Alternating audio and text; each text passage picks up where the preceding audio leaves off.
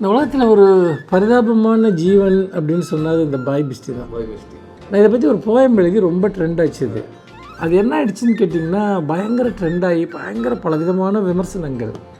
அதில் சில பெண் எழுத்தாளர்கள்லாம் கூட கோச்சிக்கிட்டாங்க, இது ஆணின் பார்வையிலிருந்து எழுதப்பட்டது அப்படின்ட்டு. அது ஆனால் என்ன விஷயம்னா அது அப்படி இல்லை. அது இந்த பாய் பெஸ்டிங்கிற கேரக்டர் எங்கே வருது அப்படின்னா, ஒரு சப்போர்ட்டிவ் கேரக்டர், ஒரு துணை கதாபாத்திரம்.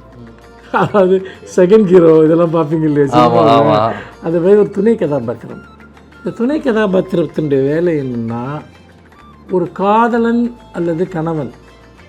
பெண்களில் பாய் பெஸ்டிஸ் இருக்காங்களான்னு எனக்கு தெரியாது, ஒரு சில பேர் இருக்காங்க. அப்போ பாய் பெஸ்டி என்னன்னு கேட்டிங்கன்னா, இப்போ உதாரணமாக ஒரு பொண்ணு பார்த்திங்கன்னா, ஒரு கம்பெனி தேவைப்படுது வெளியே போகிறதுக்கு, முக்கியமாக அவங்ககிட்ட பைக் இருக்கணும், கொஞ்சம் ஸ்பெண்ட் பண்ணக்கூடிய ஆளாக நீங்கள் இருக்கணும். அப்புறம் அவங்களுக்கு சப்போர்ட், அன்றாட வாழ்க்கையில் சப்போர்ட்டிவாக சில வேலைகளை செய்யணும். அப்புறம் அவங்க யார் கூடவாவது ரொம்ப ஒரு லவ் அவங்களுக்கு பிரேக்கப் ஆகும், அப்போ அவங்கள கன்சோல் பண்ணுற ஒரு ஆளாக நீங்கள் இருக்கணும்.